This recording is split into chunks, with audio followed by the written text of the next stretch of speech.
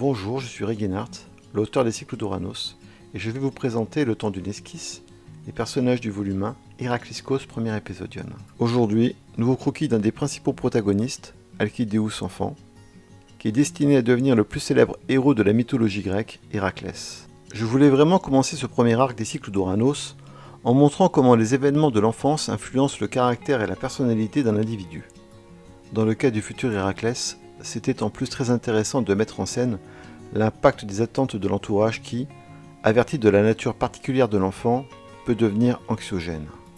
Souvent, la thématique de l'enfant précoce, du surdoué, ramène aux difficultés de ce dernier à s'adapter à une société où la norme domine. Dans l'histoire d'Héraclès, dans le cadre de son enfance, c'est surtout la force surhumaine qui provoque des accidents ou des exploits stupéfiant l'entourage. Mais je ne voulais pas de ça dans cette intrigue. Au contraire, j'ai rapidement voulu mettre en scène un enfant qui se sent tout à fait normal et qui ressent donc à la fois une forme de scepticisme par rapport à ses propres capacités et une pression de tous ceux qui en viennent à lui prêter une attention excessive.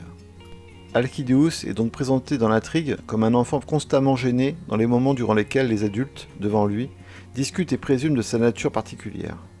Je voulais montrer un enfant qui ne ressent absolument aucune certitude ou conscience d'un destin à accomplir. Il subit davantage les inconvénients de cette adoration excessive, notamment en constatant que cette attention provoque le rejet de sa propre mère, Alcmène.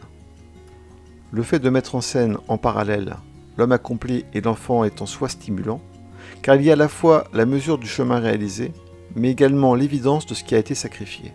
L'innocence, bien entendu, s'accompagnant de la conscience de tout ce qui n'allait pas, de ce qui a rendu l'adulte amer ou au contraire, ce qui l'a renforcé dans ses croyances et ses valeurs. Ce premier volume n'est que le prélude à cette enfance qui précisément se limite ici à la petite enfance.